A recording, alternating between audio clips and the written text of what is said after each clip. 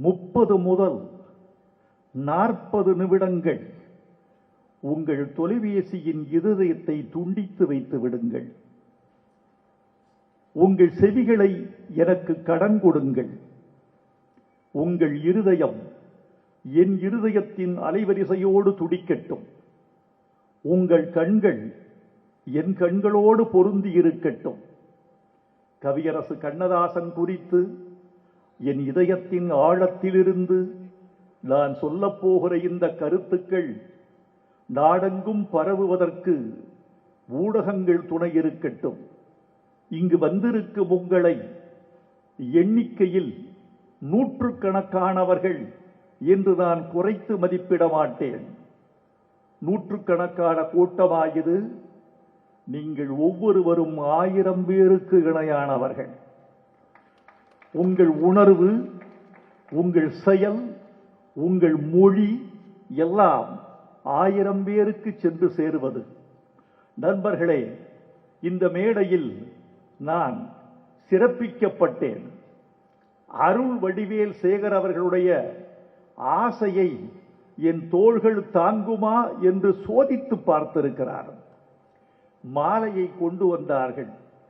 அறிஞர் அண்ணா ஒரு மேடைக்கு போயிருந்தார். மாலையை கொண்டு வந்தார்கள். அண்ணாவின் எடையை விட அதிகமான எடை உள்ள மாலை. பார்த்ததும் அண்ணா பதறிவிட்டார். 2 அடி பின்வாங்கினார். பிறகு என் தோளில் தொட்டு வைத்து எடுத்து விடுங்கள் என்று சொன்னால் எடுத்துக்கொண்டு போய்விட்டார்கள். ஒலிபெருக்கிக்கு முன்னால் அண்ணா வந்தார். சொன்னார், மற்ற மேடைகளுக்கும் இந்த மேடைக்கும் ஒரு வேறுபாடு பார்க்கிறேன்.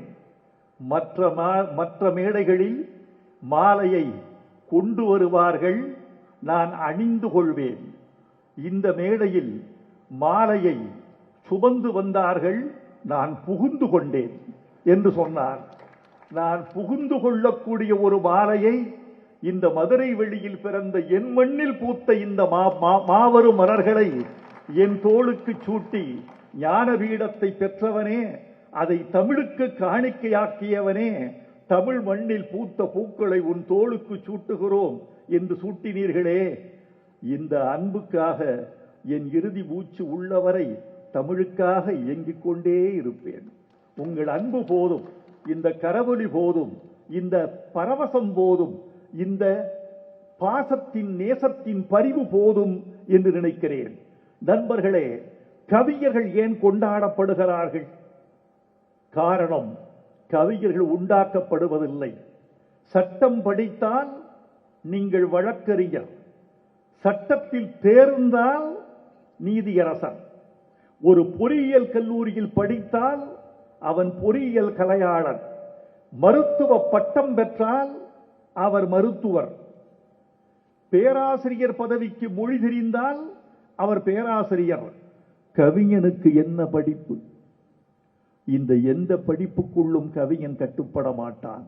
கவிஞன் ஒரு தான் தோன்றி சூரியனின் கீற்றிலிருந்து பிறக்கிறானா, மலர்கள் வெடிக்கும் மனத்திலிருந்து பிறக்கிறானா, நதிகளின் சலசலப்பில் பிறக்கிறானா, மயில் தோகையின் வருடலில் பிறக்கிறானா, இடியின் முழக்கத்தில் பிறக்கிறானா, மின்னலின் ஒளியில் பிறக்கிறானா, மின்மணி பூச்சியின் இறக்கையில் பிறக்கிறானா, அவன் பெண்ணில் பிறக்கிறானா, மண்ணில் பிறக்கிறானா, விண்ணில் பிறக்கிறானா என்ற ஒரு அத்தாட்சியை இதுவரைக்கும் உலக இலக்கியம் வரையறுக்கவில்லை.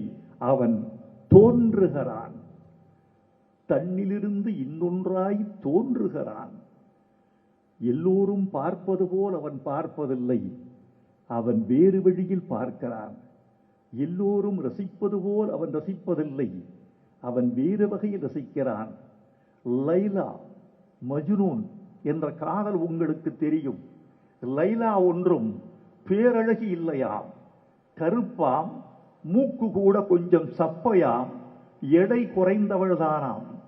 அவளை பார்த்து கயஸ் என்பவன் மஜ்னூன் என்று ஆகிவிட்டான். கயஸ் அவன் இயற்பெயர், மஜ்னூன் பைத்தியக்காரன். யார் மீது பைத்தியம்? லைலா மீது பைத்தியம். கேட்டார்கள் நண்பர்கள், அவள் ஒன்றும் அழகி இல்லையே, அவள் மீது ஏன் இவ்வளவு பைத்தியம்?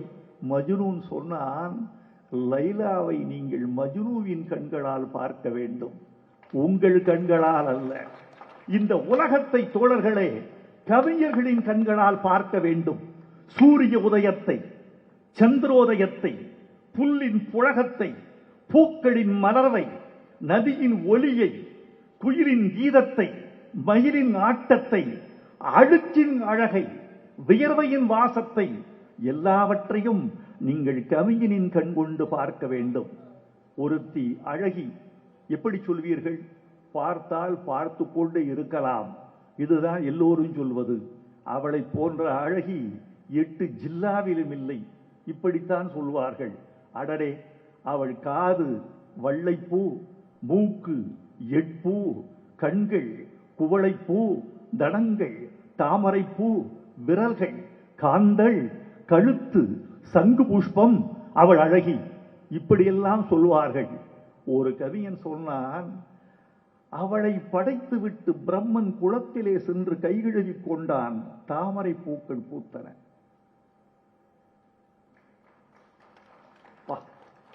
அந்த முதல் கைதட்டலுக்கு என் முதல் வணக்கம். இந்த கவிதையை புரிந்து கொள்கிற அறிவுஜீவி ஈசானிய மூலையிலிருந்து எனக்கு கிடைத்திருக்கிறாரே என்று நான் மிகவும் மகிழ்கிறேன். பாருங்க, அவளை படைத்து விட்டு கைகழுவ போனான் பிரம்மன் குளத்தில். அவளை படைத்த எச்சத்தில் இந்த குளத்தில் தாமரை பூக்கள் பூத்தது என்றால் உச்சத்தில் அவளை எத்தனை அழகாக இருப்பாள். எச்சத்திலேயே தாமரைகள் என்றால் மொத்தத்தில் உச்சத்தில் அவள் எப்படி அழகி. அவன் கஞ்சன், எப்படி சொல்வீர்கள்? நாய்த்தோலில் வடிகட்டிய கஞ்சன், கம்பளியில் வடிகட்டிய கஞ்சன், எச்சிற்கையால் காக்கை ஓட்டாத கஞ்சன். இதுவரைக்கும் உங்களுக்கு தெரியும். கவிஞன் சொன்னான், அவன் கஞ்சன் தேர்நிலவுக்கு கூட தனியாய்த்தான் போய் வந்தான்.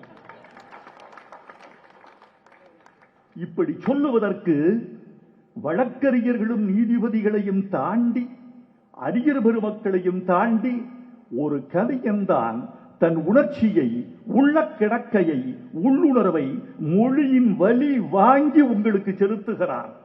எனவேதான் கவிஞன் மாறுபட்டிருக்கிறான்.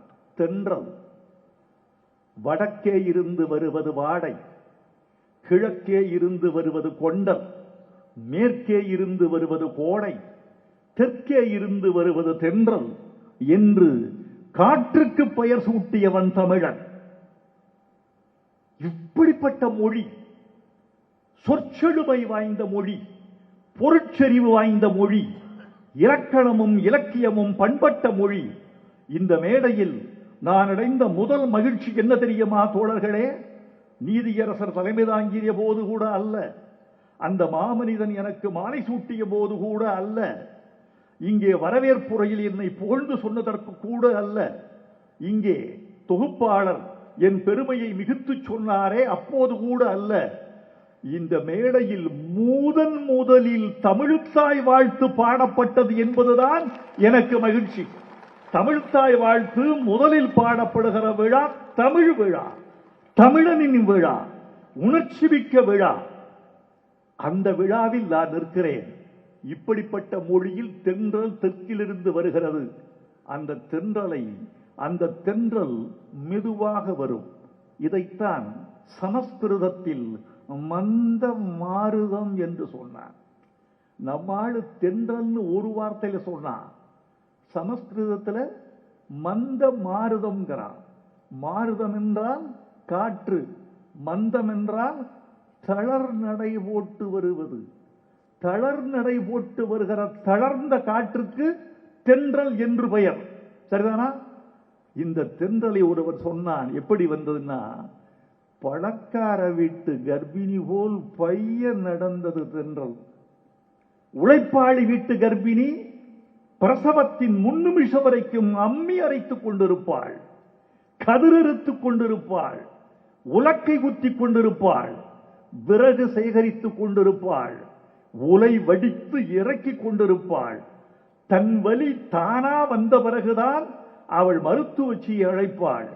பணக்கார வீட்டில் அப்படி இல்லை.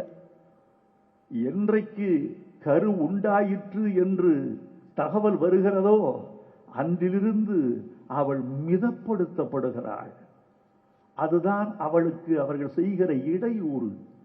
ஒரு பெண் இயங்கிக் கொண்டே இருக்க வேண்டும், கர்ப்பிணி நடமாடிக்கொண்டே இருக்க வேண்டும்.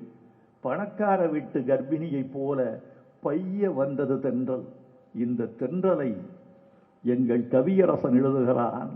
இந்த மதுரையை முன்னிறுத்தி இப்படி ஒரு வரியை கேட்டதுண்டா? தமிழர்கள் மறக்கலாமா?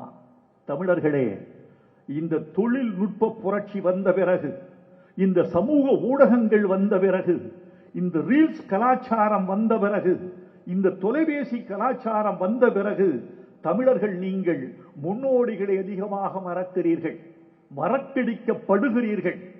சர்வதேச கூட்டாண்மை நிறுவனங்கள் உள்ளூர் கலாச்சாரத்தையும் லோக்கல் கல்ச்சரையும் அழிப்பதற்கு எங்கிருந்தோ திட்டமிடுகின்றன. எல்லா இனங்களும் தேசிய இனங்களும் அதற்கு பலியாகி கொண்டிருக்கின்றன. பலியாகிவிடக் கூடாது. முன்னோடிகளை மதிக்கிற வரைக்கும், முன்னோர்களை துதிக்கிற வரைக்கும், முன்னோர்களை அடுத்த தலைமுறைக்கு கடத்துகிற வரைக்கும் தான் மொழி இருக்கும், கலாச்சாரம் இருக்கும், பாரம்பரியம் நிலைக்கும், வீரம் தழைக்கும். எனவே தோழர்களே, கண்ணதாசனை மறந்துவிடக் கூடாது என்று இந்த மன்றத்துக்கு நான் மன்றாடி வணங்கி கேட்டுக்கொள்கிறேன். அவர் சொல்லுகிறார், வான் பறக்கும் கொடியினிலே மீன் பறக்கும் மதுரையிலே என்னையா, குருவி பறக்கும், கொக்கு பறக்கும், காக்கை பறக்கும், மைனா பறக்கும், ஒரு குறிப்பிட்ட தூரத்திற்கு கோழி கூட பறக்கும். தன் குஞ்சுக்கு ஆபத்து வந்தால் தன் உடல் வலிமை மொத்தத்தையும் சிறகுகளில் திரட்டி கழுகை போய் முட்டும், பருந்தை போய் முட்டும். சற்றே 4 அடி 6 அடி வரை அது பறக்கும். மீன் எங்கேயாவது பறப்பது உண்டா? என் கவிஞன் சொன்னால் மீன் பறக்கும், வான் பறக்கும் கொடியினிலே மீன் பறக்கும் மதுரையிலே தான் பிறந்து ஆட்சி செய்யும் தளிர்வணி தென்றல். இந்த தென்றலை இப்படி யாராவது சொல்லி இருப்பானா? நடிகர் திலகம் சிவாஜி சொன்னார், சிவாஜிக்கும் கவியரசு கண்ணதாசனுக்கும் நட்பும் உண்டு, வெறுப்பும் உண்டு. இந்த வரலாறு எல்லாரையும் மறந்துவிடக் கூடாது. மக்கள் திலகத்தோடு கவியரசுக்கு உறவும் உண்டு, பிரிவும் உண்டு. வானம் வரை தூக்கி உடன் வலிக்கும் வரை தாக்குவது என் வாடிக்கையான பதிகம். இது கண்ணதாசனுடைய வாக்கு மூலம். வானளவு தூக்குவாரு, வலிக்கும் வரை தாக்குவாரு. அதனால் யாரோடும் நிரந்தரமான நட்போ நிரந்தரமான பகையோ அவருக்கு கிடையாது. அப்படிப்பட்ட பகைக்கு உள்ளான நடிகர் திலகம் சிவாஜி கணேசன் சொன்னார், உலக இலக்கியத்தில் என் கவிஞனை போல இப்படி யாராவது எழுதியிருக்க முடியுமா என்று வானொலியில் பேட்டி கொடுத்தார். நதியில் விளையாடி கொடியின் தலை சீவி நடந்த இளந்தென்றலே, ஓடும் இளந்தென்றல் அல்ல.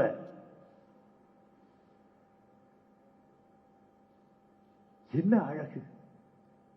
கொடியின் தலை சீவி. கொடியை வண்டு கலைக்கிறது, பெருங்காற்று கலைக்கிறது, தென்றல் வந்து கலைந்த தலையை வாரி விடுகிறது. நண்பர்களே, இந்த கவிஞன் எவ்வளவு படித்திருப்பான் என்று நினைக்கிறீர்கள்? இதோ நீதியரசர் சொன்னாரே, நூற்றாண்டுக்கு பிறகும் நினைக்கப்படுவார், இன்னும் நினைக்கப்பட வேண்டிய கவிஞன் என்று இந்த ராஜாங்க முத்திரையோடு ஒரு தீர்ப்பு சொல்லிவிட்டு போனாரே. அந்த கவிஞன் படித்தது BA அல்ல, MA அல்ல, PhD அல்ல, எந்த கல்லூரிக்கும் சென்று பாதியில் திரும்பி வந்தவரும் அல்ல, பள்ளி இறுதியை கூட தாண்டியதில்லை. அவர் சொன்னார், கவிதை பட்டப்படிப்பு படிக்கத்தான் நினைத்திருந்தேன், கொட்டும் மொழிமலையில் குளிக்கத்தான் நினைத்திருந்தேன். ஆனால் 8ஆம் வகுப்பை எட்டத்தான் என் பெற்றோர் இட்டார். பின் ஏழ்மையிலே என உலகில் விட்டார். கல்வியிலான் வாழ்வு கரைகாணா தோணியென கலங்கினேன். கற்றோரை கண்டு கரையில் நின்றேன். வந்தாயே தாயே வா மகனே என்றாயே, தந்தாயே நாவில் சரஞ்சரமாய் தமிழ் பாடல், உன்னை மறப்பேனா உன்னை பாடாதிருப்பேனா, என்னை எரித்தாலும் எரியும் நெருப்பினிலே உன்னைத்தான் காணும் உலகம், தமிழ்த்தாயே சின்ன மகன் உன்னை சரந்தாழ்த்தி வணங்குகிறேன்.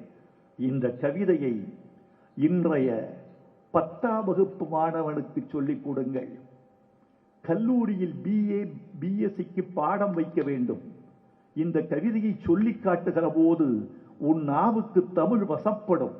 இப்படியெல்லாம் கவிஞர் கண்ணதாசனை கொண்டாடுகிற போது அப்போதுதான் அடுத்த தலைமுறைக்கு தமிழ் கடத்தப்படும் என்பதை நிச்சயமாக நீங்கள் மறந்துவிடக் கூடாது நண்பர்களே. இந்த உலகத்தில் மொழியை மிகச் சரியாக பயன்படுத்துகிறவன் தான் நல்ல கவிஞன். இதை புரிஞ்சுங்க. மொழியின் சக்தி என்பது என்ன, சொல்லின் ஆற்றல் என்பது என்ன, இது நீதிபதிகள் தீர்ப்பு எழுதுகிற போது ஒரு சொல் கூட பிழை வந்து விடாது, ஒரு சொல் கூட கூடுதல் வந்து விடாது, ஒரு சொல் கூட குறைச்சல் வந்து விடாது. ஒரு நீதிபதியின் தீர்ப்பு என்பது எவ்வளவு கவனமாக செதுக்கப்படுகிறதோ அது அறிவு. உணர்ச்சியை எப்படி செதுக்குவது கடினம், அறிவை செதுக்குவது எளிது, உணர்ச்சியை செதுக்குவது கடினம். அறிவை போல உணர்ச்சியை செதுக்குவதுதான் நல்ல கவிதைக்கலை. ஒரு கவிஞன் தன் உணர்ச்சியில் தன்னை உயர்த்தி கொண்டு ஒரு நீதிபதியின் அறிவை வாங்கிக் கொண்டு மொழியை பயன்படுத்துகிற போதுதான் அவனால் இந்த சமூகம் வளைக்கப்படுகிறது, அவனால் இந்த சமூகம் நேசிக்கப்படுகிறது என்பது உண்மை. உலகத்திலேயே வேகமாக போகிற பொருள் எது என்று கேட்டால் நீங்கள் ஒளியை சொல்வீர்கள், ஒளியை சொல்வீர்கள். நான் இந்த இரண்டையும் விட மொழியை சொல்வேன். ஏன்னு கேட்கிறீங்களா? சூரியனின் முதல் கீற்று பூமியை வந்து தொடுவதற்கு 8 நிமிடங்களும் 20 நொடிகளும் ஆகின்றன. சூரியன் இருக்கிற தூரத்திற்கும் பூமி இருக்கிற தூரத்திற்கும் கடப்பதற்கு 8 நிமிடங்கள் 20 நொடிகள் ஆகின்றன. இந்த வேகத்தை விட அதிகமானது சொல்லின் வேகம். கர்நாடகத்தில் பிறக்கிறது, குடகுமலையில் பிறக்கிறது காவிரி, பூம்புகாரில் வந்து கலக்கிறது காவிரி. குடகுமலையில் தோன்றிய இடத்துக்கும் பூம்புகாரில் கலக்கிற இடத்துக்கும் 800 கிலோமீட்டர் இடைவெளி. இந்த 800 கிலோமீட்டரை எங்கள் பழந்தமிழ் கவிஞன் பட்டினப்பாறை பாடிய கடியலூர் உருத்திரங்கண்ணன் 4 சொற்களில் கடக்கிறார். 800 கிலோமீட்டர். மலைத்தலைய கடற்காவிரி, மலையில் பிறக்கிறது, கடலில் கலக்கிறது, மலையில் தோன்றுகிறது, கடலில் முடிகிறது. மலைத்தலைய கடற்காவிரி என்று சொல்லுகிற போது 4 சொற்களில் 800 கிலோமீட்டரை கடந்து விடுகிறது மொழி, சொல். இதை சரியாக புரிந்து கொண்ட கவியர்கள் தான் வெற்றி பெறுகிறார்கள். கவியரசு கண்ணதாசன் இதை சரியாக புரிந்து கொண்ட ஒரு கவிஞன். பாசமலர் என்று ஒரு பாட்டு. தங்கையின் மனம் பற்றி கனவு காண்கிறான் அண்ணன், மலர்களைப் போல் தங்கை உறங்குகிறாள், அண்ணன் வாழ வைப்பான் என்று அமைதி கொண்டாள், கரைந்திடும் கனவுகள் அவள் படைத்தாள், அண்ணன் கற்பனை தேடியில் பறந்து சென்றான். கற்பனையில் கல்யாணம் முடிகிறது தங்கைக்கு. கல்யாணம் பொண்ணுன்ன குழந்தை பிறக்கிறதுக்கு குறைந்தபட்சம் 10 மாசம். குறைந்தபட்சம். தொட்ட உடனேயே அவர்கள் வெற்றி பெற்று விட்டார்கள் என்றால் 10 மாதம்.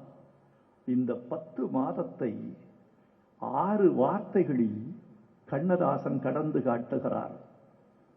பெருமக்களே, அறிவாளிகளே, தமிழ் வேட்கையாளர்களே, விமர்சகர்களே, கவிஞர்களே, கட்டுரையாளர்களே, இதை உங்கள் பிள்ளைகளுக்கு சொல்லிக் கொடுங்கள்.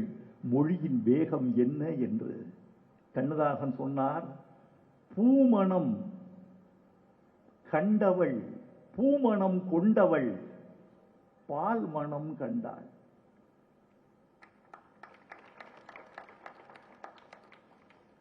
இந்த கைதட்டல்கள் எல்லாம் என் குருநாதன் கண்ணதாசனுடைய செவிகளுக்கு காணிக்கை. நீங்கள் கைதட்டிக் கொண்டே இருங்கள். என் கண்ணதாசன் கண்ணயர்ந்து கொண்டிருப்பார்.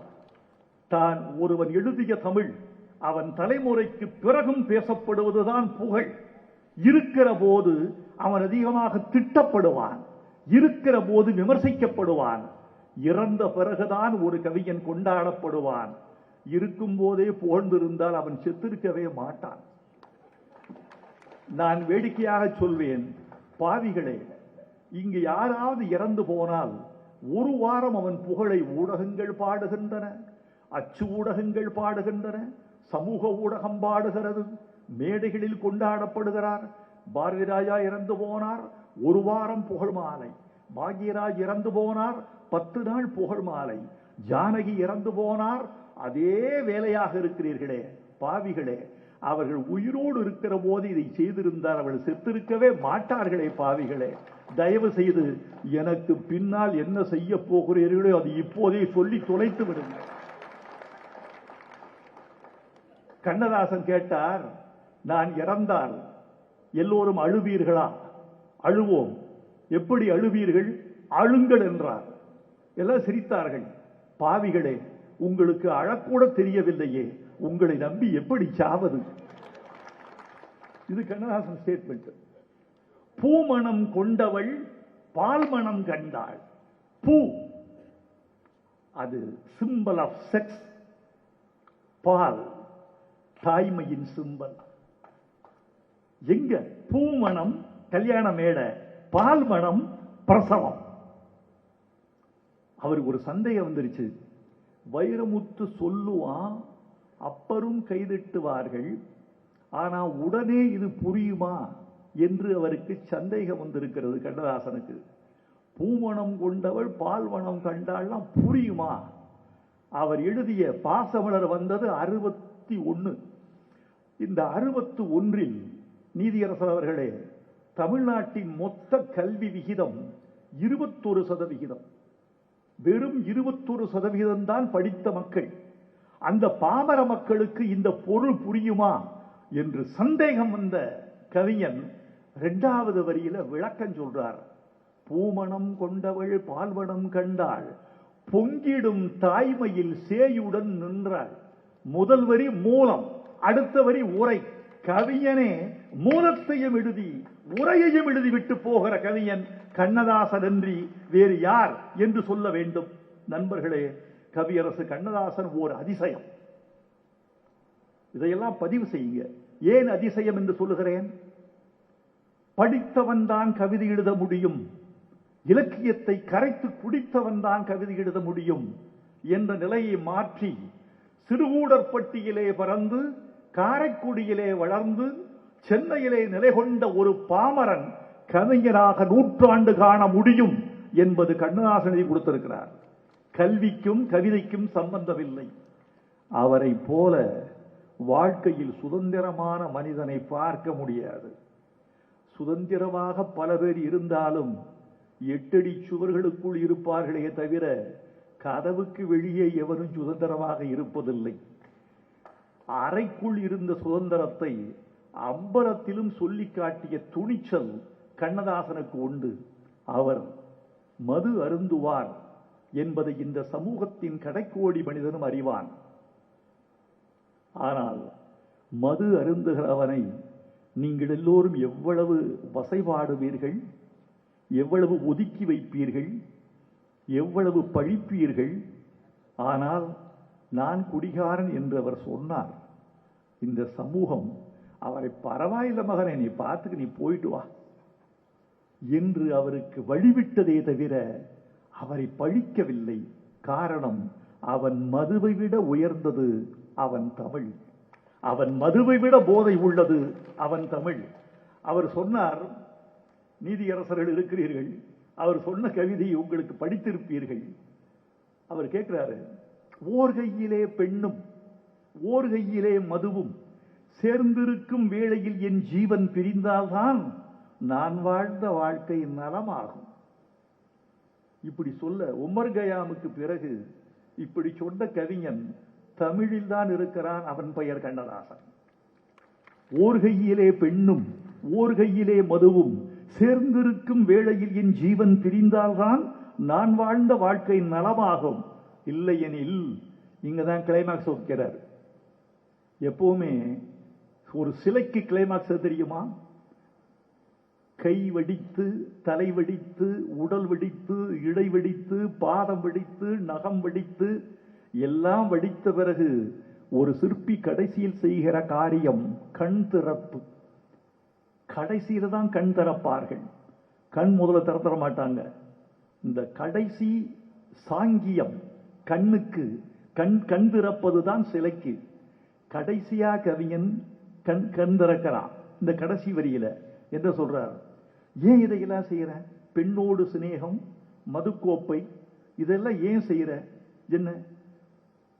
ஓர் கையிலே பெண்ணும் ஓர் கையிலே மதுவும் சேர்ந்திருக்கும் வேளையில் என் ஜீவன் பிரிந்தால்தான் நான் வாழ்ந்த வாழ்க்கை நலமாகும். இல்லை எனில் ஏன் வாழ்ந்தாய் என்றே இறைவன் என்னை கேட்பான். நான் எனக்காகவா குடிக்கிறேன்? எனக்காகவா இந்த பெண்களை தொடுகிறேன்? கடவுள் அனுப்பிச்சு விட்ட வேலையே அதுதான் எனக்கு. இல்லைன்னா நான் அனுப்பிச்சு விட்டனே மடையா, வெறுங்கையோடு வந்திருக்கிறாயே என்று இறைவன் என்னை கேள்வி கேட்பான். கடவுள் எனக்கு என்னை எதற்கு பணித்தானோ அந்த வேலையை இந்த பூமியில் சொல்கிறேன். இதை கோர்ட்ல சொல்ல முடியுமா? இதை கோர்ட்டில் சொல்ல முடியுமா? சபையில் சொல்ல முடியுமா? மன்றத்தில் சொல்ல முடியுமா? அரங்கத்தில், அம்பலத்தில் சொல்ல முடியுமா? கண்ணதாசன் தமிழ் மீது ஏறி நின்று சொன்னதனால் இந்த சமூகம் ஏற்றுக்கொண்டது தோழர்களே. எல்லாவற்றையும் விட அவருடைய தமிழ் பெரியது என்று அவர் சரியாக கணிக்கிறார் என்றுதான் சொல்ல வேண்டும். தமிழ்நாட்டில் 2 பெரும் ஆளுமைகள். அருள் வடிவேல் சேகர் ரொம்ப அழகா சொன்னீங்க. இதைத்தான் நான் சிவாஜி அவர்களின் சிலை தரப்பு காமராஜர் சாலையில், கடற்கரை சாலையில் திறக்கப்பட்ட பொழுது நான் சொல்லிய உரையில் கலைஞர் திறந்து வைக்கிறார். கமல், ரஜினி, கலை உலகமே திரண்டிருக்கிறது. அப்போது சொன்னேன், தமிழ்நாட்டு 50களில் பிறந்தவர்கள் 4 பேர்களால் நிச்சயம் பாதிக்கப்பட்டிருப்பார்கள். ஒருவர் எம்ஜிஆர், சிவாஜி, கலைஞர், கண்ணதாசன். இந்த 4 பேரின் பாதிப்பு இல்லாமல் ஒருவன் இருந்தால் இருக்க முடியாது. இருந்தேன் என்று சொன்னால் அவன் தமிழ்நாட்டில் இல்லை என்று பொருள், அல்லது பொய் சொல்லுகிறான் என்று பொருள். இந்த 4 பேரின் பாதிப்பு இல்லாமல் இருக்க முடியாது.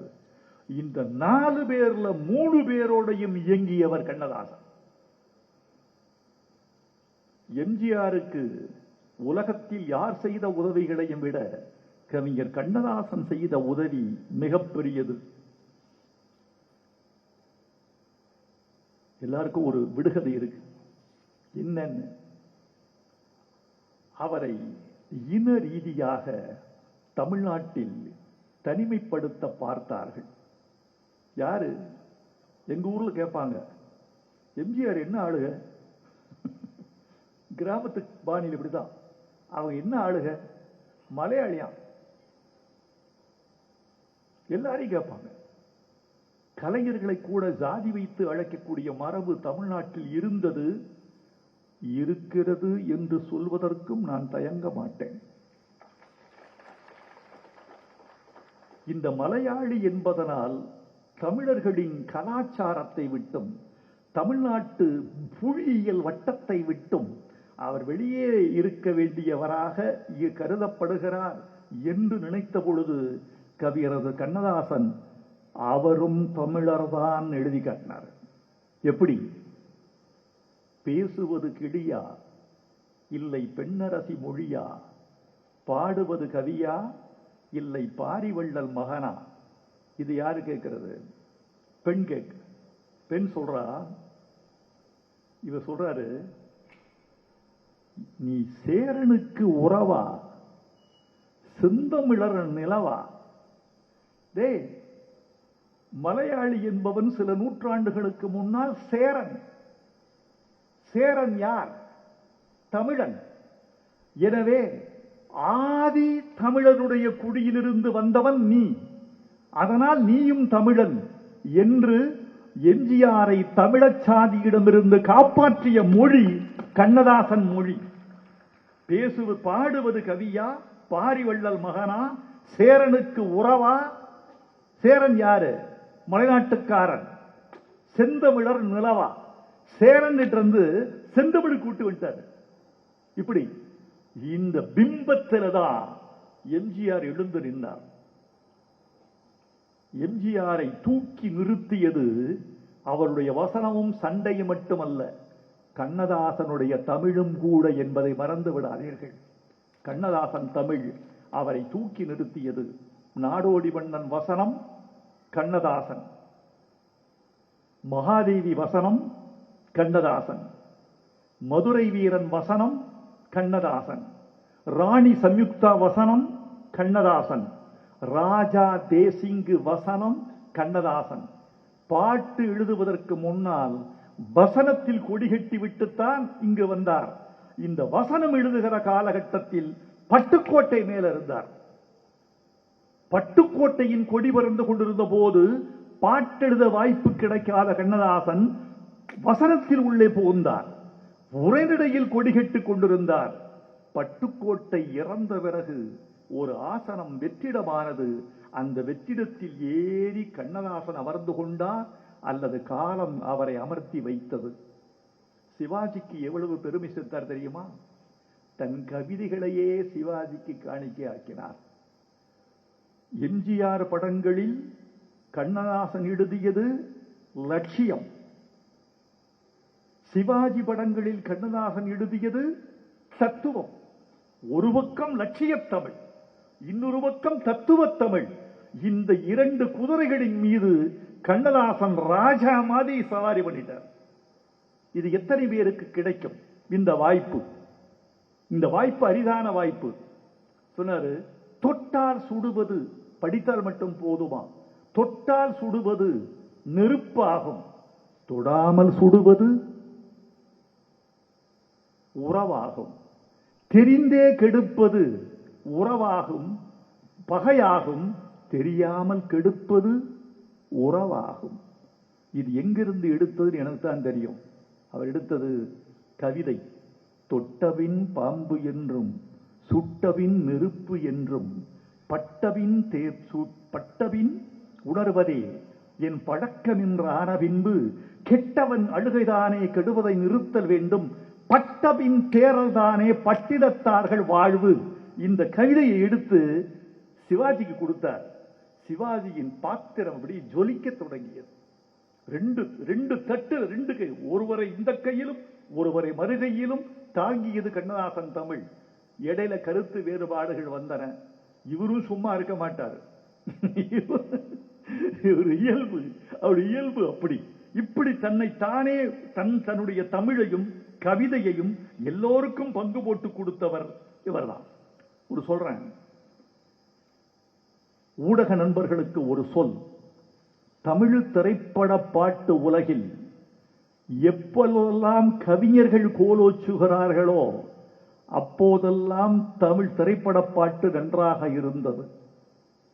பாடலாசிரியன் வேறு, கவிஞன் வேறு. பாடலாசிரியன் பாத்திரத்துக்கும் மெட்டுக்கும் கட்டுப்படுகிறவன்.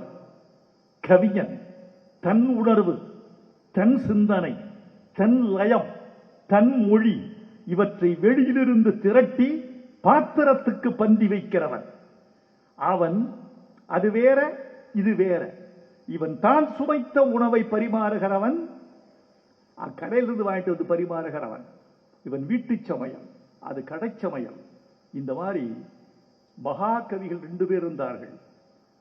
தமிழில் திரைப்பட பாடல்களுக்கு கிடைத்த முதல் பெருங்கவியன் பாவேந்தர் பாரதிதாசன். பாவேந்தர் பாரதிதாசன் தான் மாடர்ன் தியேட்டர்ஸில் சென்று கவிதையும் வசனமும் எழுதிய முதல் பெருங்கவிஞன்.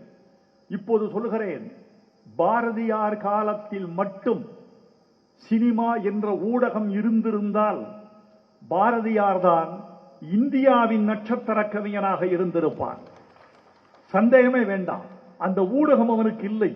எதுவரைக்கும் ஊடகம் இருந்தது? அச்சு ஊடகம் இருந்தது.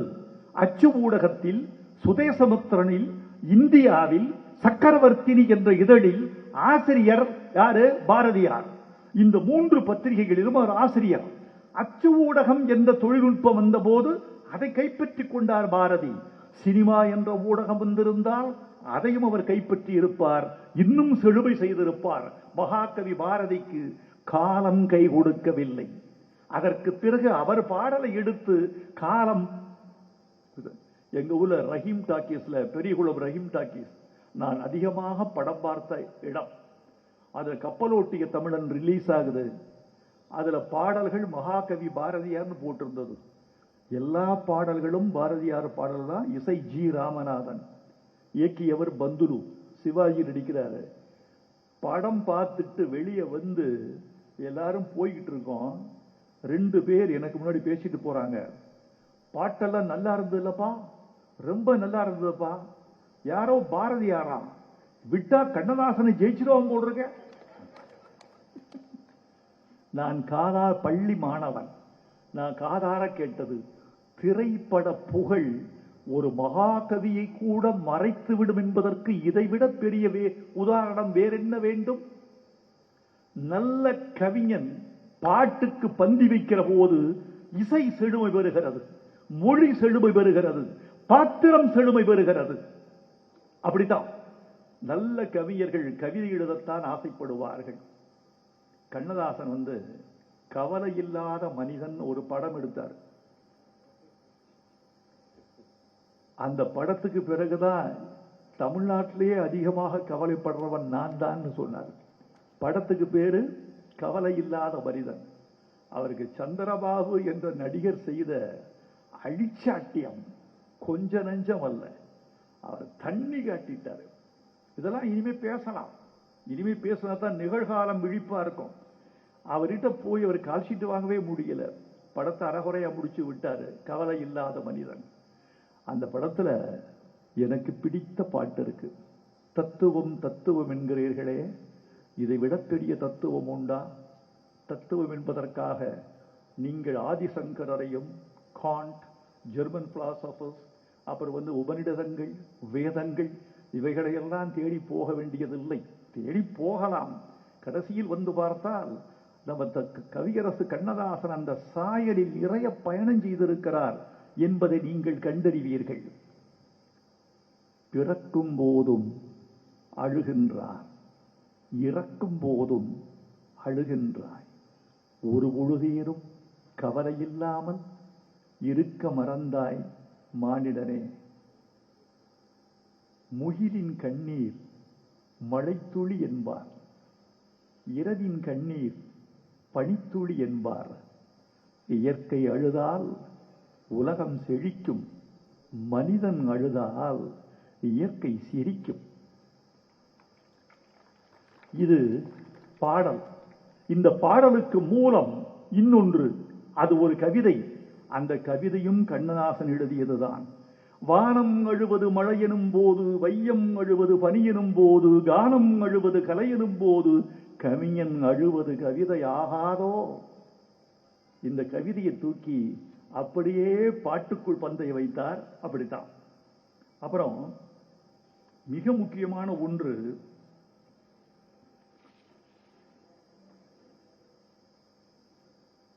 அவருடைய நகைச்சுவை. அவருடைய நகைச்சுவையெல்லாம் இப்போது சொல்ல முடியாது ஐயா. சொன்னால் இந்த வளாகத்துக்குள் நான் நிற்க முடியாது. அந்த காலத்தில் பொறுத்து கொண்டார்கள். இந்த காலத்தில் சமூக ஊடகங்கள் ஒரு ஜனநாயகப்படுத்தப்பட்ட மரபை கொண்டு வந்திருக்கின்றன. பொய்யும் அதில் ஊடாடுகின்றது என்பது உண்மைதான். ஆனாலும் ஒவ்வொரு மனிதனும் ஜனநாயகனாக ஆகிவிடுகிறான். இந்த சமூக ஊடகங்களில் இருந்துவிட்டு போகட்டும், அதில் நன்மைகள் வரட்டும், தீமைகளை நீங்கள் பார்த்துக் கொள்ளுங்கள். எந்த ஒரு விஞ்ஞான கண்டுபிடிப்பிலும் நன்மையும் உண்டு, தீமையும் உண்டு. சமூகம் நன்மை தீமை இரண்டையும் கண்டுகொள்ளாமல் இரண்டிலும் மோதும். உங்களை போன்ற சான்றோர்கள் தான் இது தீமை இது நன்மை என்று பிரித்து இந்த மண்ணுக்கு தர வேண்டும்.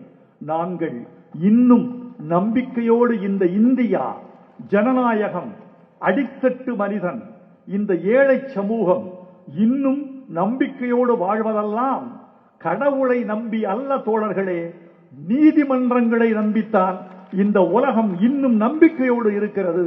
எங்கள் கடைசி தீர்வுக்கு நாளாவதை குறைத்துக் கொண்டால், தீர்வு எளிதாகும் நிலையை ஏற்படுத்திவிட்டால், தீர்வு எளிய மனிதனுக்கும் கிட்டும் என்று ஏற்படுத்திவிட்டால், மனிதர்கள் கோயிலுக்கு போக மாட்டார்கள், நீதிமன்றங்களுக்கு வந்துதான் வழிபாடு செய்வார்கள். அந்த நிலையில் நீங்கள் இருக்கிறீர்கள். சினிமாவுக்கு பாட்டெழுதுவது அவ்வளவு எளிதல்ல. கதாநாயகன் நிலைமை தெரியணும், கதாநாயகி நிலைமை தெரியணும், ரெண்டு பேருக்கும் உள்ள உறவு தெரியணும், அப்புறம் தயாரிப்பாளர் யாரு தெரியணும், எங்க படம் எடுக்க போகிறார்கள் தெரியணும். நான் முதல் மரியாதை படத்துக்கு பாட்டு எழுதுகிற போது, ராசாவே உன்னை நம்பி இந்த ரோசாப்பூ இருக்குதுன்னு ஒரு பாட்டு. ஒரு நடுத்தர வயது முதிர்வை தொட்டு கொண்டிருக்கிற ஒரு மனிதனுக்கும் படகோட்டுகிற ஒரு இளம்பெண்ணுக்குமான இனம் புரியாத காதல். சரி, இந்த பாட்டை நான் சொல்றேன். சிவாஜிக்கு படத்தில் நரை உண்டா இல்லையா என்று கேட்டேன். எதுக்கு இதை போய் கேட்குறீங்க? இல்ல, சிவாஜிக்கு நடுத்தர வயது மனிதன்கிறீங்க, கிராமத்து மனுஷன், பெரும்பாலும் டை அடிக்க மாட்டார்கள், அவருக்கு நரை உண்டா இல்லையான்னு கேட்டேன். உடனே எல்லாரையும் கூப்பிட்டு, யோ சிவாஜிக்கு நரை இருக்கா இல்லையா? இல்லைண்ணே, சிவாஜிக்கு நரை இல்லை, ஆனா வச்சிருக்கையா, அது நல்லா இருக்குமையா? அண்ணே வச்சா நல்லா இருக்காதுண்ணே. யோ இந்த காதுல மட்டும் வச்சு விட்டுருங்கய்யா, தலையில விட்டுருங்க, காதுல மட்டும் வெள்ள மையடிங்க, அது ஒரு நரைத்தும் நரைக்காத ஒரு பருவத்தில் இருந்தார்னு இருக்கட்டும். பாரதி ராஜா சொன்னார், நான் பாட்டு எழுதுறேன், காதுல நரைச்ச முடி கன்னத்துல குத்துது, சுழியில படகு போல என் மனசு சுத்துது, அவ படகுக்காரின்னு வந்துருச்சு, இவர் நரைச்ச மனுஷன்னு வந்துருச்சு. இது தெரியாமல் இருந்தால் இந்த பாட்டுக்குள் நீங்க சொல்லுவீங்க, இந்த ஆத்தென்டிசிட்டி இது கிடைச்சிருக்காது, இந்த உறுதிப்பாடு, அதுக்கு நம்பகத்தன்மை கிடைச்சிருக்காது. இப்படித்தான் வாலி ஒரு பாட்டு எழுதினாரு எம்ஜிஆருக்கு, அரச கட்டளைன்னு ஒரு படம். ஒரு புரட்சி வீரன் அராஜக ஆட்சி எதிர்த்து போராடுகிறான், பாடுகிறான், சண்டையிடுகிறான், கலைக்குழுவை சேர்த்து அந்த கலை பிரச்சாரத்தில் ஈடுபடுகிறான், ஒரு நடனமகள் ஆடுகிறாள், வீரன் வாழ் சுழற்றி கொண்டு பாடுகிறான் ஒரு பாட்டு. வாலி கண்ணதாசன சண்டை. ஆச்சரியம்ங்க, எம்ஜிஆர் சிவாஜி என்ற இரண்டு பேரோடும் சண்டையிட்டுக் கொண்டு, கலைஞர் என்ற ஒரு பெரும்புள்ளியை பகைத்துக் கொண்டு கண்ணதாசன் இத்தனை வருஷம் திரையுலகில் நின்றார் என்றால் அவருடைய தமிழும் திறமையும் தான் அதற்கு காரணமே தவிர வேறல்ல. ஒருத்தர் கூட பகையின்னா கூட சினிமாவில் வாழ முடியாது. சினிமாவில் எம்.எஸ். விஸ்வநாதன், ஹலோ யாருன்னு பேசுறீங்க? ஆபீஸ் பாய் அண்ணனா? விஸ்வநாதன் ஒரு கம்பெனிக்கு பேசும்போது கேட்பாராம், அடே அண்ணே யார் பேசுறீங்க? நான் சுப்பிரமணி பேசுறேன். சுப்பிரமணி யாரு? Office boy. ஓ ஆபீஸ் பாய் அண்ணனா, நான் எம்.எஸ். விஸ்வநாதன் பேசுறேன். தயாரிப்பாளர் ஐயா வந்த உடனே எம்.எஸ். விஸ்வநாதன் பேசினார்னு அண்ணே சொல்லிடுறீங்களா? ஏங்க தயாரிப்பாளர் அண்ணன்னு சொல்லுங்க, நடிகர் அண்ணன்னு சொல்லுங்க, வேற யாரையாவது சொல்லிட்டு போங்க, ஆபீஸ் பாய் எல்லாம் எதுக்கு அண்ணன்னு சொன்ன? தப்பா சொல்றீங்க நீங்க. இன்னைக்கு தயாரிப்பாளர் இருக்கிற பாதி பேர் ஆபீஸ் பாய் தான். இவன் நாளைக்கு ப்ரொடியூசர் ஆகி எனக்கு செக் கொடுத்துட்டான்னா மதிச்சிடணுங்க எல்லாரையும். இப்படி எல்லாரையும் மதித்தால்தான், புகழ்ந்து பேசினால்தான், பலபட பாராட்டினால்தான், விதந்து சொன்னால்தான் திரை உலகில் ஓர் இடம் கிட்டும் என்று கருதி கொண்டிருந்த சினிமாவில் நான் தான் என்று இருந்த சுதந்திர மனிதன் கண்ணதாசன் அரச கட்டளைக்கு கொண்டு போனாரு. வாலி பாட்டு எழுதிட்டு எம்ஜிஆர் ஷூட்டிங்ல இருந்தாரு. என்ன வாலி பாட்டோட வந்துட்டீங்கன்னா? பாட்டை படிச்ச உடனே எம்ஜிஆருக்கு வந்த கோபம் கொஞ்ச நஞ்சம் இல்லையா, அப்படி கோபிச்சு நான் பார்த்ததில்லைன்னு சொன்னார் வாலி. ஏன்? முகம் ஏற்கனவே எம்ஜிஆர் முகம் சிவந்த முகம், ரோஜா பூவுல குங்குமம் அடிச்ச மாதிரி அந்த சிவந்த முகம் மேலும் சிவந்து போச்சான். என்னையா நினைச்சுக்கிட்டு இருக்கிற? என் பொழப்ப கெடுக்க பாக்குறீரா? உங்ககிட்ட இருந்து வாழ்த்து வரும்னு பார்த்தா வசை வருது. இப்படியா பாட்டு எழுதுறது?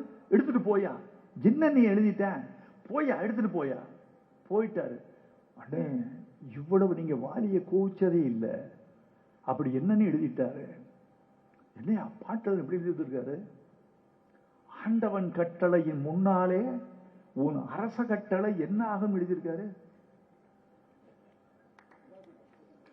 ஆண்டவன் கட்டளை சிவாஜி படம் நடந்துகிட்டு இருக்கு, அரச கட்டளை எம்ஜிஆர் படம் நடந்துகிட்டு இருக்கு.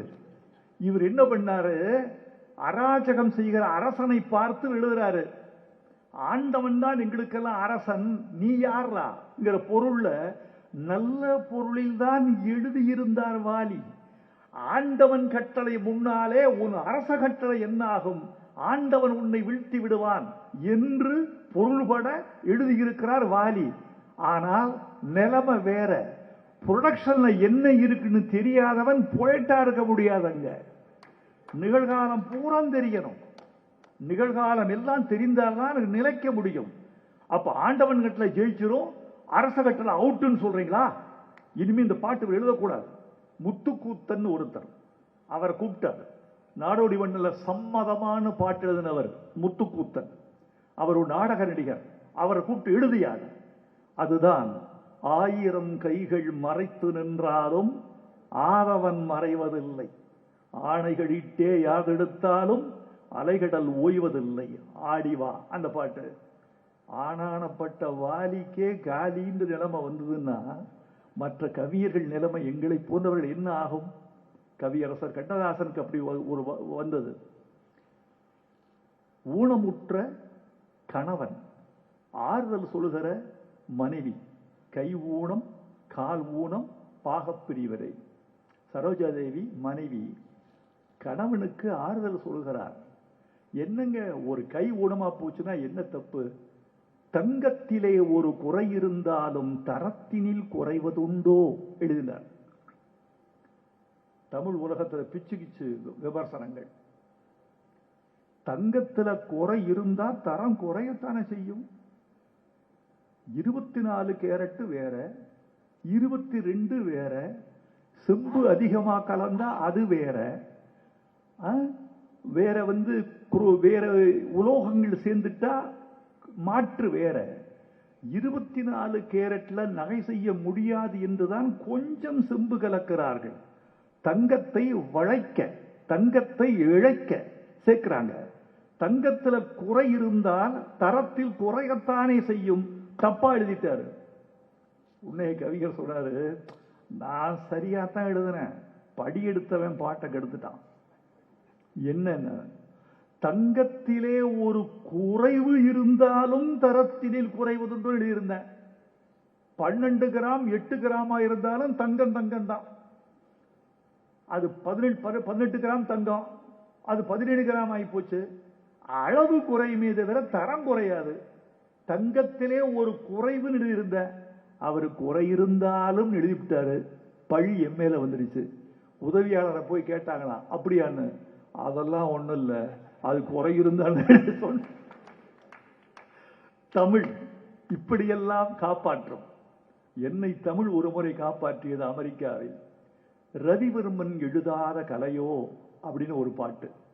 அந்த பாட்டில் முதலிரவை கற்பனை செய்கிற காதலர்கள், அவன் சொல்ல ஒன்னா சொல்லிட்டு வர்றான். பூமாலையே உன்னை மணப்பேன், புதுச்சேலை கசங்காமல் அணைப்பேன் அப்படின்னு எழுதியிருந்த ஒருத்தர் எழுத, ஒரு இளைஞர், என்ன சார் என்ன என்ன பூமாலையே உன்னை மணப்பேன், உடனே மோனை போட்டிருக்கேன், புதுச்சேலை கசங்காமல் அணைப்பேன், மணப்பேன் அணைப்பேன் வெய்யைவு, பூமாலை புதுச்சேலை மோனை, என்ன தப்புதுல? அவர் சொன்னாரு, புதுச்சேலை கசங்காமல் அணைப்பதெல்லாம் ஒரு அணைப்பா?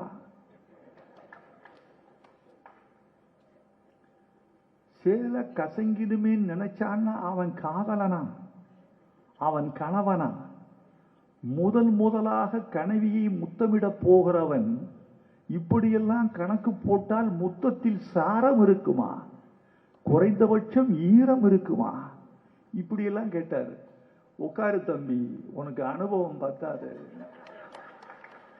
என்ன என்ன எழுதியிருக்கேன்? பூமாலையே உன்னை மணப்பேன், புதுச்சேலை கசங்காமல் நினைப்பேன், அந்த நேரத்தில் புடவைக்கு விடுமுறை என்று பொருள். இது கூட தெரியலையா உனக்கு? சரி சரி, சின்ன பையன், அப்புறம் பார்த்துக்கலாம். அடுத்த முறை வரும்போது இந்த பாட்டுக்கு பொருள் நீயே சொல்லுவ. சொல்லி வந்த. உண்மையாகவே நான் அப்படி நினைக்கல. நான் எழுதியது எதுகை மோனைக்காக, இயைபுக்காக, ஒலி இயைபுக்காக சேர்த்து விட்ட விஷயம் இப்படி வந்தது. நண்பர்களே, இப்படியெல்லாம் நூற்றுக்கணக்கான செய்திகள். அவருடைய நகைச்சுவை ஒன்று சொல்லவா? கலைஞர் இவரும் ரொம்ப நண்பர்கள், வாயா போயான்னு பேசிக் கொள்கிறவர்கள். ஒரு முறை தேர்தலில் யார் யார் நிக்கலாம்னு பேச்சு நடக்குது. நான் சைதாப்பேட்டையில் நிற்கிறேன் ஒருத்தர், நான் திருவள்ளிக்கணியில் நிற்கிறேன் ஒருத்தர், நான் ஒரத்தநாடில் நிற்கிறேன் ஒருத்தர், கண்ணதாசன் நான் பாண்டிச்சேரியில் நிற்கிறேன். கலைஞர் சொன்னாராம், வேணாயா, ஒன்னால அங்க நிக்கவே முடியாது, நல்ல இடம் பார்த்தப்போ உனக்கு ஏற்ற இடம் தான் நீ பார்க்கிற. இதெல்லாம் நம்முடைய ஆளுமைகள் நமக்கு விட்டு சென்ற நகைச்சுவை துணுக்குகள். நண்பர்களே, இப்படியெல்லாம் நூற்றுக்கணக்கில் அவர்களை பற்றி சொல்லிக் கொண்டே போகலாம். பாடலில் விடுகதை போட்டவர் கண்ணதாசன். இதை யாருமே சொல்லி இருக்க மாட்டாங்க. இதை நீங்க பதிவு பண்ணீங்க. என் பேச்சின் நிறைவு பகுதியை நோக்கி என் சொற்பொழிவை நகர்த்தி கொண்டிருக்கிறேன். இன்னும் 7 அல்லது 8 நிமிடங்களில் நான் வணக்கம் சொல்லக்கூடிய நேரம் வந்து கொண்டிருக்கிறது. இந்த பாடலை உங்களுக்கு சொல்லி காட்ட வேண்டும் என்று ஆசைப்படுகிறேன். விடுகதை போடலாம். ஆழ குழி வெட்டி அதிலே ஓர் முட்டையிட்டு அண்ணாந்து பார்த்தால் 90 முட்டை. சோளக்கதிர் சொல்லலாம், தென்னங்காய் சொல்லலாம், எல்லாம் சொல்லலாம். இப்படி நூற்றுக்கணக்கான விடுகதைகள். பாட்டுக்குள் ஒரு மொத்த பாட்டிலும் விடுகதை போட்டார் கண்ணதாசன். அவனுக்கென்ன, தூங்கிவிட்டான், அகப்பட்டவன் நான் அல்லவா, 2 மாதத்திலே கையிரண்டில் போட்டு விட்டான், அவனுக்கென்ன தூங்கிவிட்டான். 2 மாதத்தில் கைகளிலே போட்டு விட்டான்னா தாய் பெத்து போட்டா, தகப்பன் வாங்கிக்கிட்டான், அவனுக்கு என்ன தூங்கிவிட்டான். இப்போ யார் அவன் என்பது யார்? இதான் விடுகதை. இப்படி எல்லாம் தான் நீங்க பாட்டை கூறு போட்டு பார்க்க வேண்டும், கூராய்வு செய்ய வேண்டும். நீங்கள் நேராய்வு செய்வதற்கு பதிலாக கூராய்வும் சீராய்வும் செய்கிற போது மொழியின் வளத்தை நீங்கள் முழுக்க உள்வாங்க முடியும். உங்களுக்குள் ஒரு மொழி ராட்சசன் எழுந்து நிற்பான். உங்களுக்குள் ஒரு புதிய தளத்தை புரிந்து கொள்ளக்கூடிய ஆற்றலை அது வளர்த்து கொடுக்கும் என்று நம்புகிறேன். அவன் யார்? 2 மாதத்திலே கைகளிலே போட்டு விட்டான். ஆண்டவனா, அப்பனா? அவன் யார்? இந்த அவன் சொல்லல, அவனுக்கு என்ன தூங்கி விட்டான். சரி, அடுத்த சரணத்தில் பார்ப்போம். யானையிடம் நன்றி வைத்தான், காக்கையிடம் உறவு வைத்தான், மான்களுக்கும் மானம் வைத்தான், மனிதனுக்கு என்ன வைத்தான்? இப்ப தெரியுது, இதெல்லாம் அப்பையும் வச்சிருக்க முடியாது.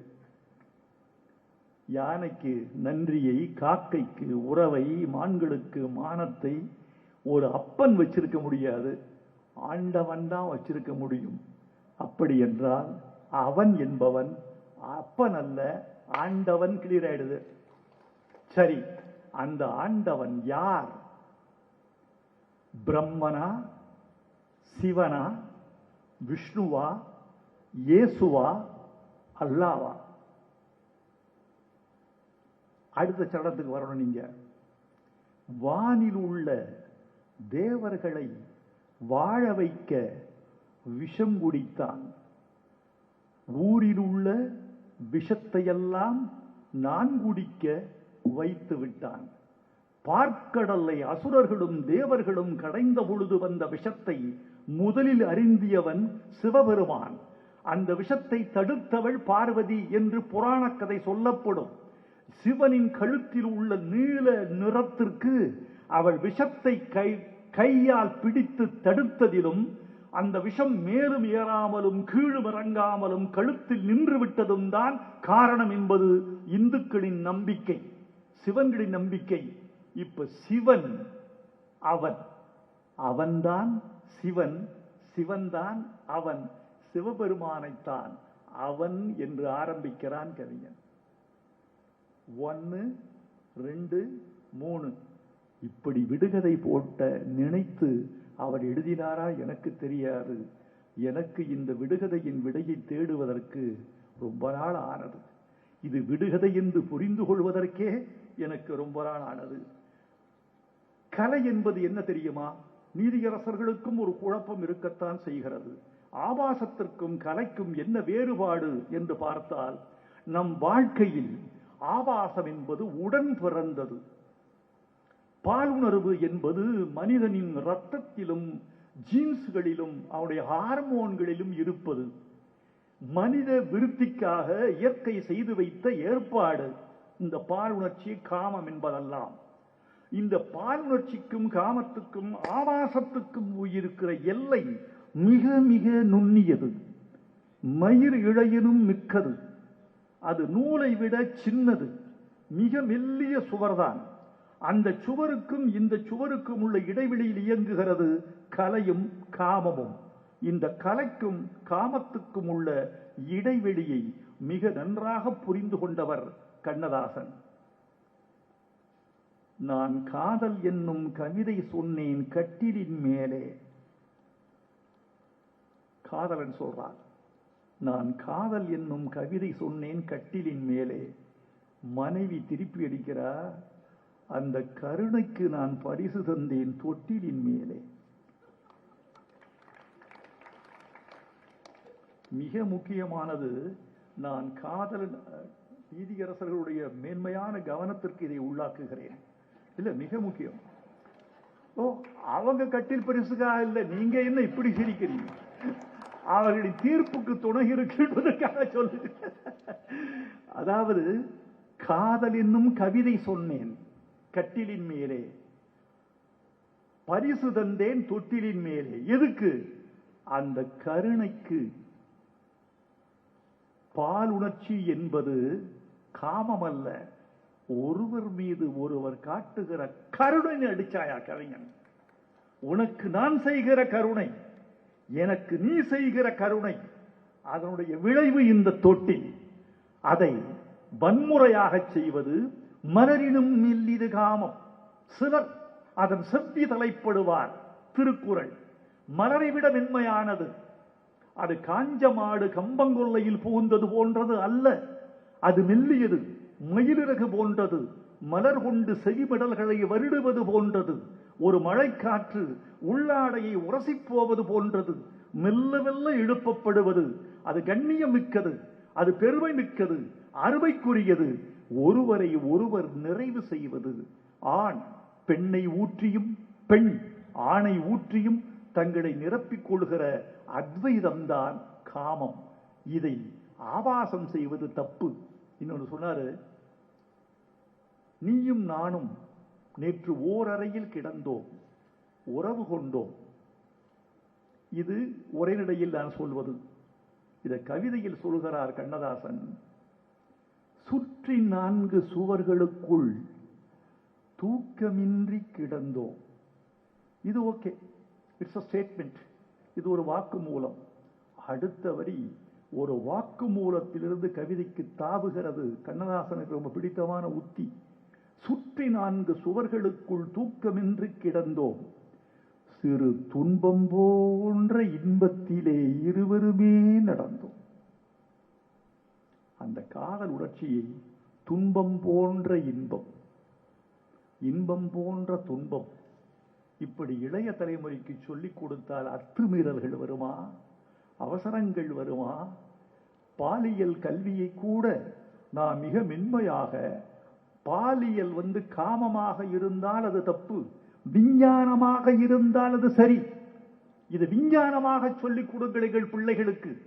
விஞ்ஞானத்தினுடைய உதவி கொண்டு இதை சொல்லிக் கொடுக்க வேண்டுமே தவிர வேறு அத்துமீறிய உறவுகளில் அல்ல. இது உடலியல் சம்பந்தமான ஒரு கல்வி என்றுதான் நான் கருதுகிறேன். இதை பாடலில் சொல்லிக் கொடுத்தவர், கவிதையில் சொல்லிக் கொடுத்தவர் கண்ணதாசன். வள்ளுவர், கம்பர், பாரதி, பாரதிதாசன், திருத்தக்க தேவர், இளங்கோவடிகள், காளமேக புலவர், ஒட்டக்கூத்தர், இந்த புகழேந்தி புலவன் போன்ற வழிவழி மரபில் வந்த புலவர் பெருமக்களெல்லாம் இதை நாகரிகமாகத்தான் இந்த மண்ணுக்கு சொல்லிக் கொடுத்திருக்கிறார்கள் என்று நான் நினைக்கிறேன். நண்பர்களே, எனக்கும் கவியரசு கண்ணதாசனுக்குமான மறக்க முடியாத ஒரு நினைவை சொல்லி நான் விடைபெற வேண்டும் என்று ஆசைப்படுகிறேன். என் பேச்சின் நிறைவு பகுதி இதுதான். இதுவரைக்கும் வெளியில் நான் யாருக்கும் சொல்லாத சம்பவத்தை அறிவார்ந்த பெருமக்களாகிய உங்கள் முன்னால் பகிர்ந்து கொள்ள வேண்டும் என்று ஆசைப்படுகிறேன். நான் சொன்னது போல நீங்கள் ஒருவர் அல்ல, இருவர் அல்ல, ஒவ்வொருவரும் 1000 அவருக்கு சமமானவர்கள் என்று எனக்கு தெரியும். உங்கள் உறவுகள், தொடர்புகள், உங்களை சுற்றி இருக்கிற சமூகம், நீங்கள் பற்றி இருக்கிற சமூகம் எல்லாம் ஓரளவாகுவது என்னால் ஊகித்துக் கொள்ளப்பட முடிந்தது. அதனால் சொல்லுகிறேன். டிக் டிக் டிக் என்று ஒரு படம், பாரதி ராஜா இயக்கத்தில் அந்த படம், இளையராஜா இசையில் அந்த படம். முதல் பாடல் பதிவு அன்று நடக்கப் போகிறது. பாடலை பாடுவதற்கு ஒரு புது பெண்மணி வந்திருக்கிறார். சக்கச் சிவப்பாக தலையை மழித்து கொண்டு எல்லோரும் ஓடி ஓடி சென்று அந்த பெண்ணை பார்க்கிறார்கள். என்னையும் நீங்கள் பார்க்கவில்லையா என்கிறார்கள். அப்புறம் பார்த்துக் கொள்கிறேன் என்று உள்ளே இருக்கிறேன். அந்த பெண்ணின் பெயர் லதா. அந்த பெண்தான் சூப்பர் ஸ்டார் ரஜினிகாந்தின் வருங்கால மனைவி. அவர் பாட்டு பாட வந்திருக்கிறார். எல்லோரும் ஓடி ஓடி போய் பார்க்கிறார்கள். நான் இளையராஜாவோடு கம்போசிங் அறையில் இருக்கிறேன். கவிஞர் கண்ணதாசனுடைய வருகைக்காக காத்திருக்கிறோம். பாடகி வந்து விட்டார். பாட்டு தயாராகவில்லை. கண்ணதாசன் வருவார். வந்தால் 20 நிமிடங்களில் எழுதி கொடுத்து விடுவார், பாட்டு பதிவாகிவிடும் என்ற நம்பிக்கையில் எல்லோரும் நெருப்பின் மேல் நீராடி கொண்டு நிற்கிறோம். அப்ப பாட்டு ஒரு பிஜிஎம் நடந்துகிட்டு இருக்கு. இப்போ சரி, நான் உள்ள போய் பின்னணி இசை சேர்க்க போகிறேன் என்று போய்விட்டார் இளையராஜா. கண்ணதாசன் வரவில்லை. நான் அந்த அறையில் இருக்கிறேன். அந்த அறை இப்படி ஒரு விரிப்பு விரிக்கப்பட்ட தரை. அதில் நான் தரையில் உட்கார்ந்து இருக்கிறேன். வரவில்லை. வரமாட்டாரா?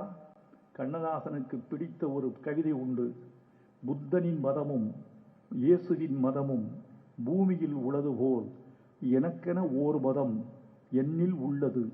என் மதம் எதற்கும் சம்மதம் தருவது, சம்மதம் தந்தபின் தாமதமாவது. இதுதான் என்னுடைய ரிலிஜன். தாமதம் தான் நான் கடைபிடிக்கிற ரிலிஜன் என்று அவர் மேடையில் பேசுவார். வருவாரா மாட்டாரா தெரியவில்லை. பாட்டு பாடுகிற பெண்மணி, ஒரு நட்சத்திர பெண்மணி வந்து விட்டார். பாட்டு எல்லாம் வாசிக்க தயாராகிவிட்டார்கள். பாரதி ராஜா உள்ளே அவசரமாக ஓடி வருகிறார். கவிஞரே, எனக்கு நம்பிக்கை இல்லை. கவிஞர் வருவாரா இல்லையா தெரியல. அதனால நீங்க எழுத ஆரம்பிச்சிருக்க. ஐயோ, நல்லா இருக்காதுங்க. அவர் வந்தாலும் லேட்டா வந்தாலும் அவர் தான். இல்லைங்க, இன்னைக்கு இது பாட்டு ரெக்கார்ட் ஆகலைன்னா ஃபைனான்சியர் வந்து பணம் தர மாட்டான். இன்னைக்கு பாட்டு எழுதணும் அவசியம். கவிஞர் வந்தா பார்த்து நீங்க எழுதுங்க, நீங்க எழுதுங்க. மெட்டு இளையராஜா அங்கேல இருக்காரு. உதவியாளர் அனுப்ப சொல்றேன். இளையராஜாவின் உதவியாளர் பேர் சுந்தர்ராஜன் என்பவர். வி குமார் கிட்ட உதவியாளராக இருந்து இவரிடம் வந்து பணியாற்ற வந்தவர். அவர் வந்து எனக்கு சொல்லுகிறார், எழுதுங்க எழுதுங்க. நான் பேடு பேப்பரு எழுது சொல்லுங்க சுந்தரராஜன். எழுதுறேன். பாரதி ராஜாவின் வற்புறுத்தலுக்காக சொல்லுங்க. தன்னன்னா தன்னன்னா திருப்பி பாடுங்க. தன்னன்னா நீங்க பாடிட்டே இருங்க. தன்னன்னா தன்னன்னா தன்னன்ன தன்னன்ன தன்னன்னா தானேனா தானா. ஒரு கிளப் டான்ஸ் பாட்டு அது. எப்படி வேணும், ஒரு அழகா ஒரு புத்தத்தை எதிர்பார்த்து பாடுகிற பாட்டு. சின்ன சின்ன மேகம் என்னை தொட்டு போகும், முத்துமழை தூறல் ஒன்று முத்தமிட்டு போகின்றதே, நோகின்றதே அன்பே. சின்ன சின்ன மேகம் என்னை தொட்டு போகும். கதவு திறக்குது, கண்ணதாசன் வந்துட்டார். நான் தரையில் அமர்ந்தவன் எழுந்துட்டேன். ஐயா வணக்கம். நீங்க இங்கதான் இருக்கீங்களா? சரி. எங்க ராஜால எங்க? அவனுக்கு காணோம். இந்த கூப்பிடுறது. உடனே கவிஞர் வந்துட்டார், அவர் கூட போயிட்டார். அவரை பார்த்து எழுதி வச்சிருந்த தாளை என்ன பண்றது, இந்த கார்பெட்டுக்கு கீழே புதைச்சேன். இந்த கார்பெட்டுக்கு கீழே ஒரு பெரிய கவிஞனின் மனசு, நம்முடைய குருநாதன் மனசு புண்பு ஆல்டர்னேட்டிவ் வச்சுட்டு தான் என்ன கூப்பிடுறீங்களா? கேட்டக்கூடாது. அவரு ஸ்டெப்னி இல்லாம பாட்டு எழுத கூட மாட்டீங்களாப்பா? கேட்டாருன்னா என்ன பண்றது? அந்த கார்பெட்டுக்குள்ள திரிச்சிட்டேன். அவர் தரையில் உட்கார முடியாது அவரால். வெளியிருந்து ஒரு நாற்காலி எடுத்துட்டு வந்து போட்டோம். நாற்காலியில் உட்கார்ந்துக்கிட்டாரு. ஊதுவத்தி எரிஞ்சுக்கிட்டு இருந்தது ரூம்ல. அந்த ஊதுவத்தியை அணைச்சிருங்கப்பா அப்படிங்கிறாரு. என்னண்ணே பாரதி ராஜா கேட்கிறாரு, ஊதுவத்தின்னு அலர்ஜியானே? பொம்பளையும் பூவும் தவிர எல்லாம் அலர்ஜியா போச்சப்பா. சரி சரி, பாட்டு பாட்டு சொல்லியா? தன்னன்னா தன்னன்னா பாடியா, இந்த 2 முறை பாடியா. இப்பதான் அப்படிப்பா 5 நிமிஷம் பாடினாங்க. எழுதிக்கையா. நேற்று இந்த நேரம் ஆற்றங்கரை ஓரம் உன்னை தொட்டு என்னை தொட்டு தென்றல் செய்த ஜாலங்கள் கோலங்கள். அப்புறம் ஆஹா ஆஹா போட்டுக்க.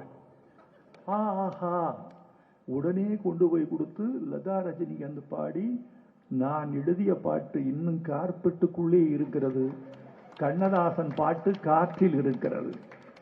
அந்த மகாகவிஞனை போற்றுங்கள், புகழுங்கள், அடுத்த தலைமுறைக்கு கடத்துங்கள்.